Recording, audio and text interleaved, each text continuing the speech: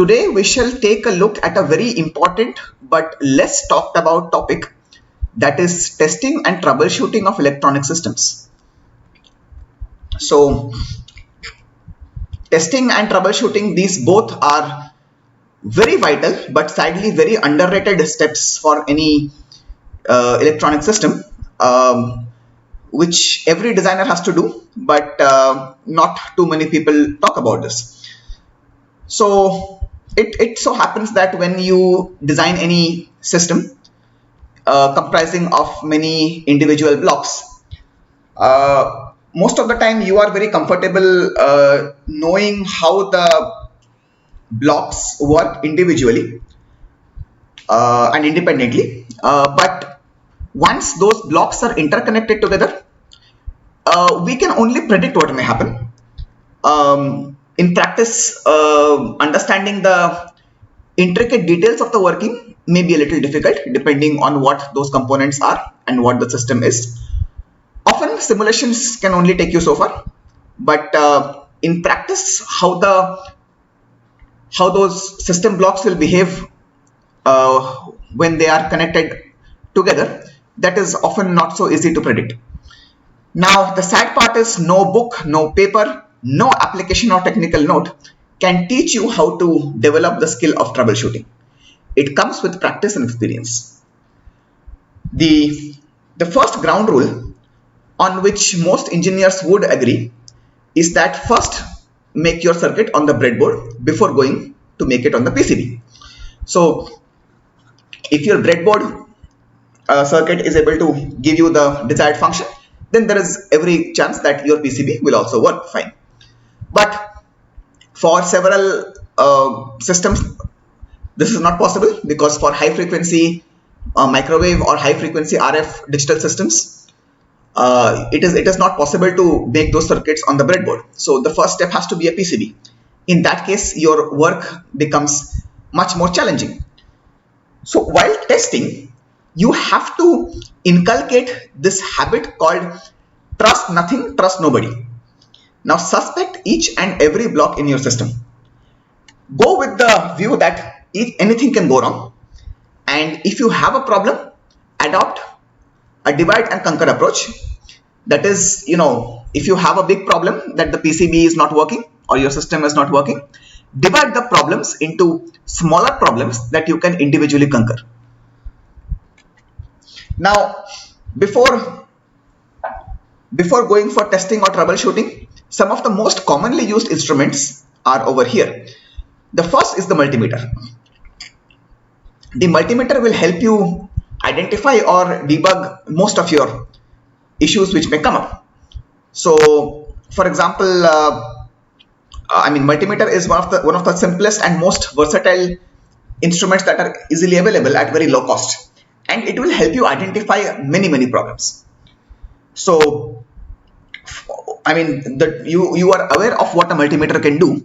So measurement of DC voltage and currents at different points in your circuit will help you check for things like proper supply voltage, whether the current that is being consumed is correct or not, whether the device is biased properly, and this will give you valuable information. At least you will know, okay, this can be the error or this cannot be the error. So you can use the multimeter to measure current. In a path, suppose you have an IC and that is drawing some current from the VCC supply, and you want to measure the current across the path. But on a PCB that could be problematic. But if you have some kind of a resistor in that bias path, you can simply measure the voltage across it. The measurement of current requires that the multimeter has to be in series with the current path, but you can simply measure the voltage across the bias resistance and simply divide by the resistance value.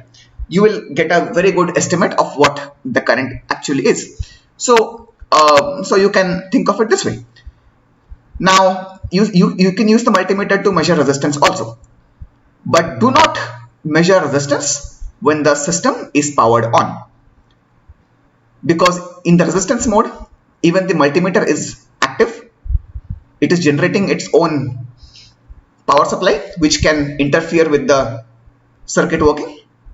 Moreover, when you are actually connecting a multimeter across a resistor which is already connected to the circuit, you are not just measuring the resistance, you are measuring the resistance of whatever else is coming in parallel between those 2 points. So often it is very difficult to know what exactly is coming in parallel. So there is a good chance that you will not get an accurate reading. So if possible, take out the resistance, then measure it.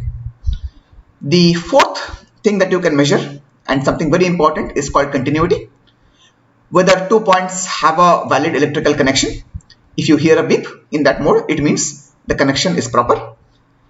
But if you don't hear a beep, it means there is no connection. But it does not always mean that beeping means the path resistance is 0 ohms. Many multimeter models will also beep when the path resistance is below 40 or 50 ohms. This nobody will tell you, because most applications resistance below 40 or 50 ohms is akin to having a low resistance path. But for RF circuits, this can be, this measurement mode can be disastrous. If you keep hearing the beeping and you have a finite resistance which is below 40 or 50 ohms, you may think that Arey Baba, this is a short circuit.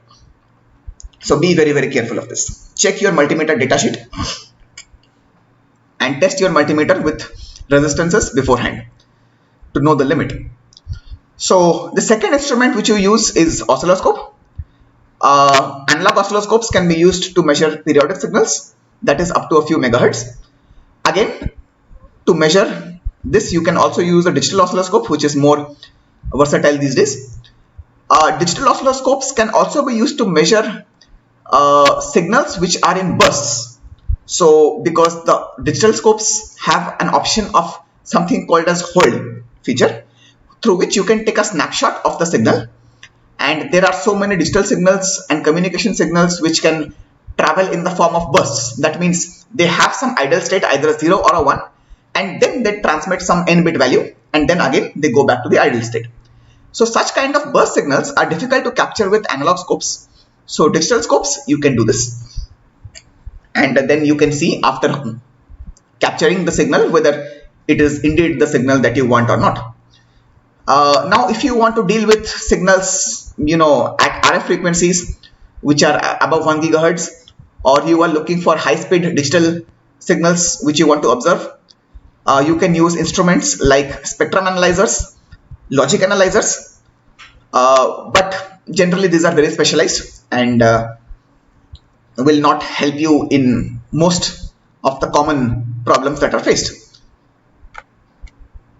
Now in general, for testing there are two kinds of categories: non-destructive testing versus destructive testing, especially for PCBs. So in non-destructive testing, you do testing in such a way that you don't make any major change in the PCB as such. So for example, there is no irreversible change that you make to the PCB. Examples of this include measurement of voltage and current, probing copper tracks on the PCB or points on the PCB to view signals on the oscilloscope. Then at times you may need to use a blade and scratch off the solder mask to expose the underlying copper if you want to have an additional copper point for testing. That's okay, you are not making any major change. Then if you have some microcontroller on the board, you are programming and reprogramming multiple times. If your code is not correct, that is also non-destructive testing because it's nothing major that you're doing. So as far as possible, try to have non-destructive testing, because destructive testing causes physical change, structural change, or generally some irreversible change to the PCB, which may also cause some damage to the PCB if you are not careful. For example, repeated soldering and desoldering of components, you are taking them out multiple times. That could actually cause the solder paste to become weak and loose, and your copper track may therefore start coming off, and that is very bad. Sometimes if you have a copper connection or a copper track between 2 points on a PCB and later you think, oh, I need to keep some resistance on this path. It should not be a direct connection. So for that case, you have to take a cutter and physically make a cut on the track where you can solder some resistance or some component. Now that is an example of destructive testing.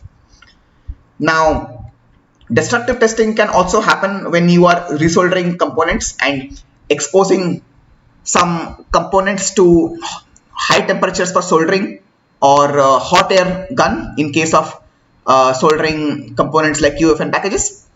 So that doing that repeatedly could be disastrous to the IC as well as the PCB. Or in general, destructive testing can be also under severe mechanical stress conditions, electrical stress, or large range of temperature variations. And destructive testing should only be used if absolutely necessary. There is no other way, because there is a risk associated with this. Now, the first check that you can do for your system. Now, before you send your PCB for fabrication, as I mentioned in the previous video, identify crucial points in the system where you are likely to test and probe, and keep some space for test points. You can use these test points to connect multimeters, oscilloscope, and other things. Now, many a time it may so happen while designing the PCB that you may not be sure 100% of the circuit that you're designing. For example, do you need this extra capacitor or this extra resistor in this path? If you are not sure, always keep a provision for that component. But if you don't need it later, you can simply replace it with a 0 ohm resistor, which will act like a short circuit. And yes, 0 ohm resistors do exist. So after PCB fabrication and before soldering. Now, once you are confident with your design, you send it to the PCB manufacturer. They will fabricate and they'll send you back the PCB. Now, once you receive the PCB, do not be in a hurry and start soldering. No. First, do a visual inspection. Check very closely with your eyes that can you see some open or short circuits by mistake, which could be a mistake by the PCB manufacturer.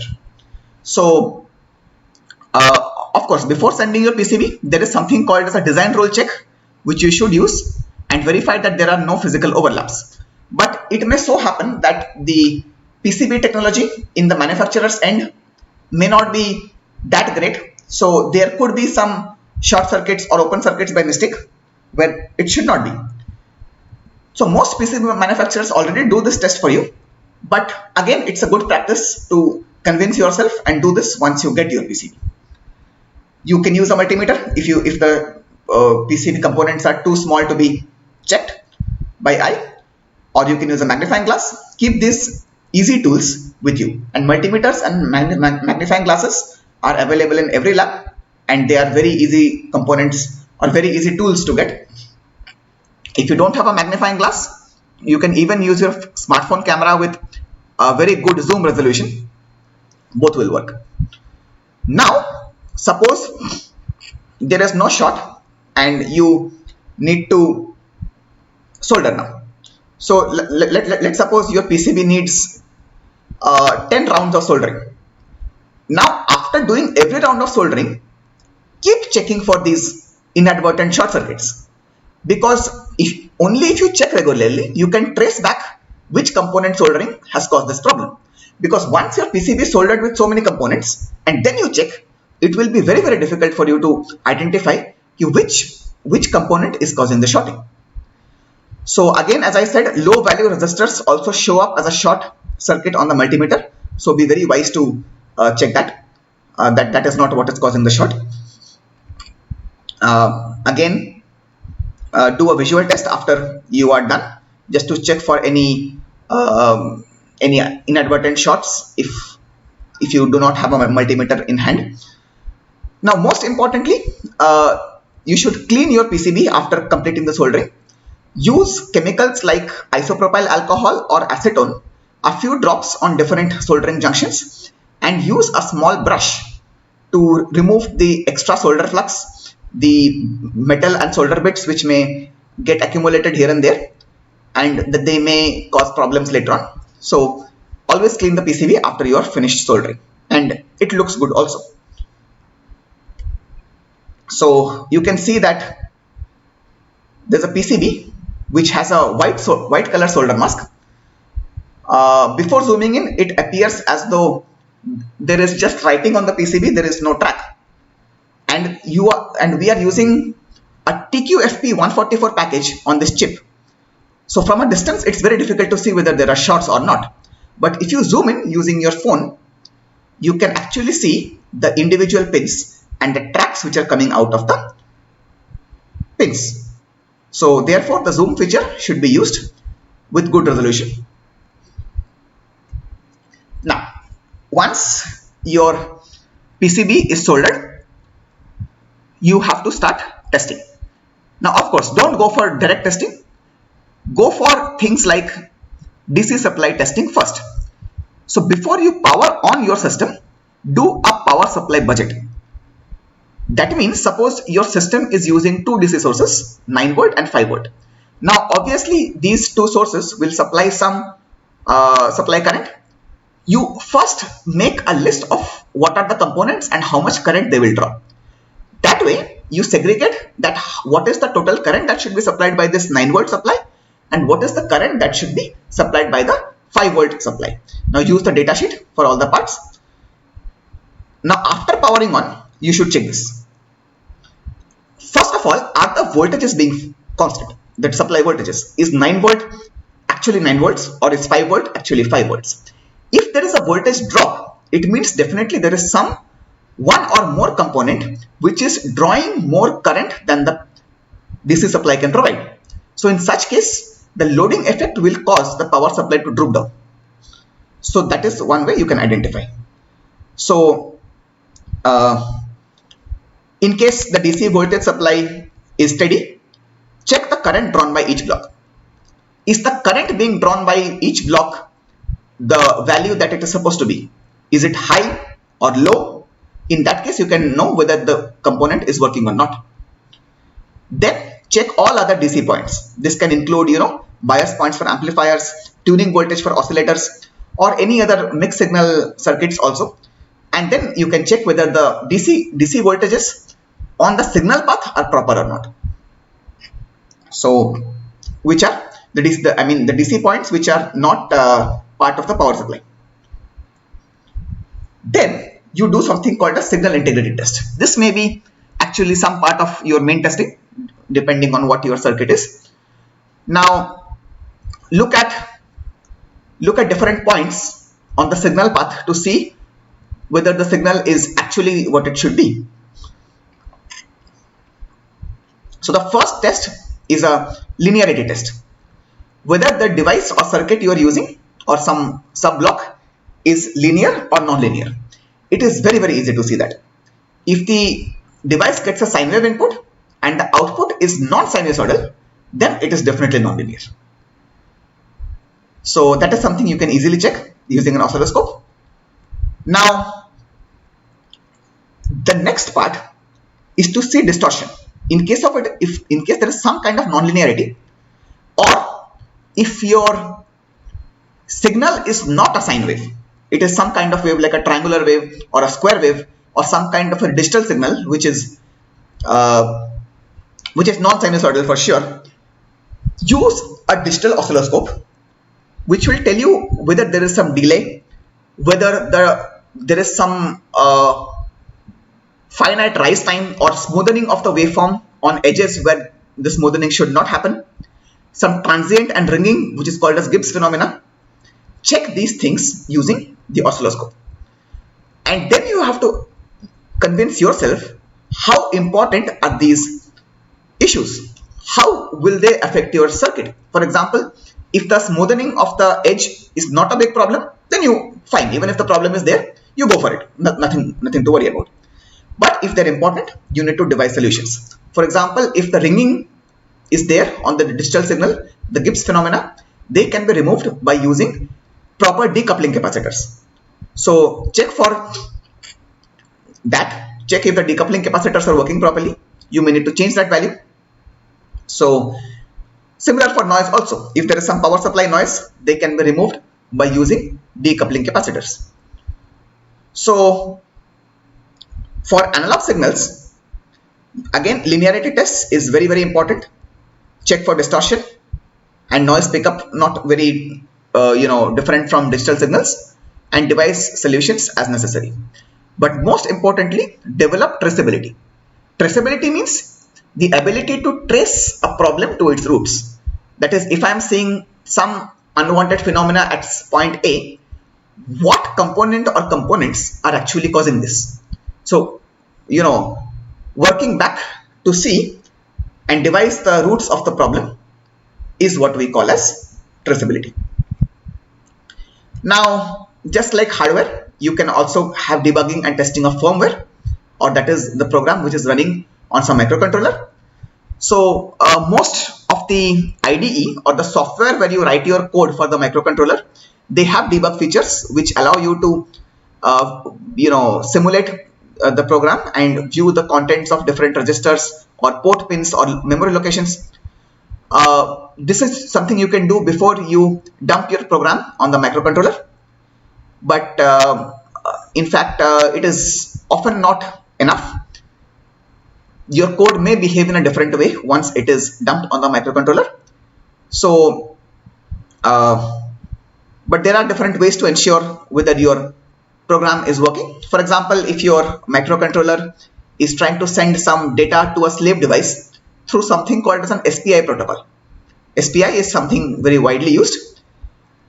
You can start by repeatedly sending the same data so that you can observe it on the DSO, because sending same data periodically would mean it's a periodic signal, and then you can check whether it's working or not.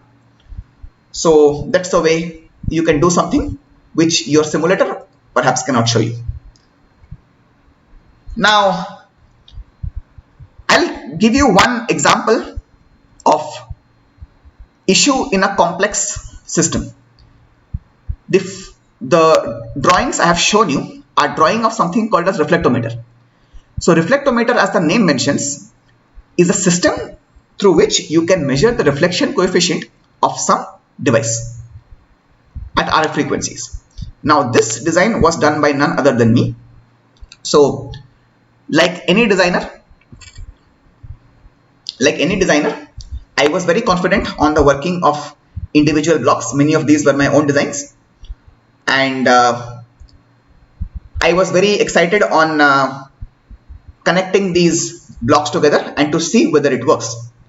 So I placed a device under test as a 50 ohm load, and I was checking the reflected power detector. So a power detector is a circuit which generates a DC or an analog voltage corresponding to the input power level. So if you have a match load, the reflected power should be ideally very low. So therefore the power detector output should also be very low, the reflected power detector. So when I was checking that, even for a match load, I found it to be very high. I was like, what's happening? That's a big problem. So then I took a spectrum analyzer and I probed the point at the device under test, that is my 50 ohm load, and checked whether it was indeed reflecting back some more power. I said, no, it is reflecting very less power. Then I checked the input of the RF power detector. There also I saw that the frequency at which I am measuring, I think that was 2 gigahertz. So there, at that 2 gigahertz, I saw that the input is very low. Then for a low input, how is it possible that the power detector is giving a very high output? So I was in a bit of a confused state regarding this. I checked, there was only noise, there was no other signal, and the signal that was coming at 2 gigahertz to the reflected power detector was very low. So then I thought, how it's possible? Then I took out the detector from the system and I tested it separately at 2 gigahertz. It was working perfectly. Then I said, then what is the problem in my system that is causing this reflected power detector to show an output that is much more than what its input is? So I went back to the datasheet of the component I was using. So I saw that the power detector was supposed to work from 100 megahertz to 3 gigahertz. So what I did, I checked my spectrum analyzer and I was checking from 100 megahertz to 3 gigahertz. There was absolutely no source of noise. There is no other external interference. Only my weak signal with some noise was coming over here. I said, no, noise is very, very weak. It cannot affect the power detector.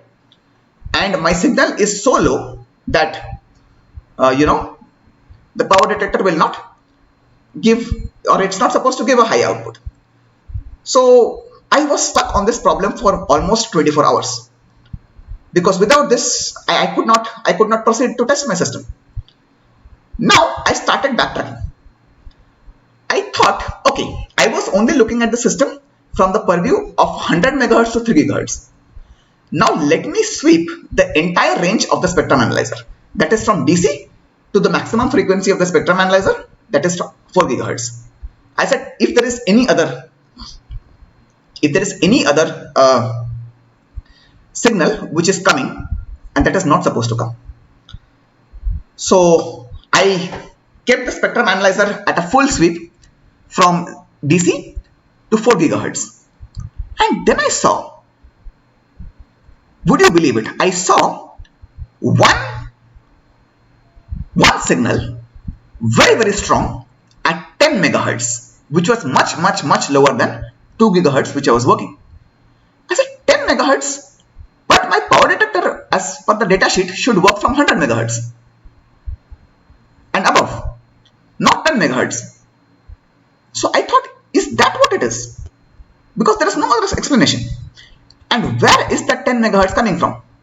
And I traced back and I saw that there is a crystal oscillator which I am using in one of my synthesizers, and that frequency is 10 megahertz, which is somehow getting coupled all the way to the end of the system. So that should not happen. So what I did was, I introduced a filter, a high pass filter, and I did that by introducing a small series capacitor to suppress that 10 megahertz. And lo and behold, my reflected power detector started working like magic.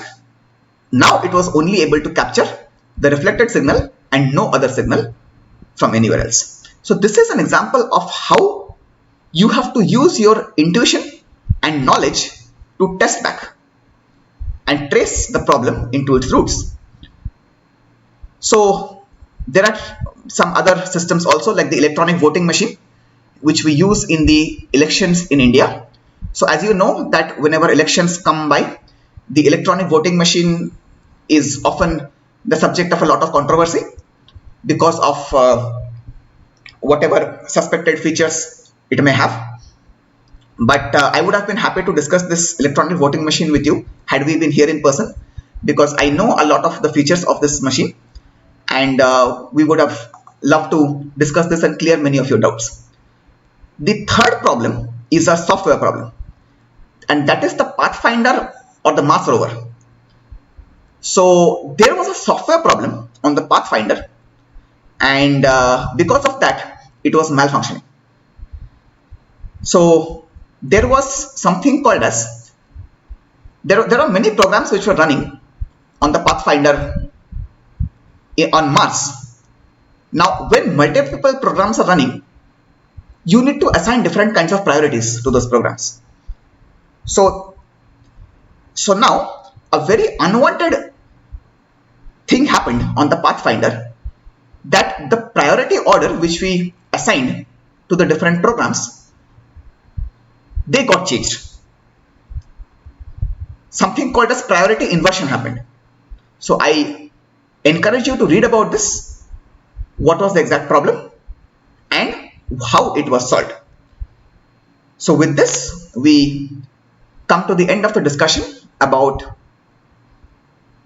testing and troubleshooting of electronic systems. Thank you.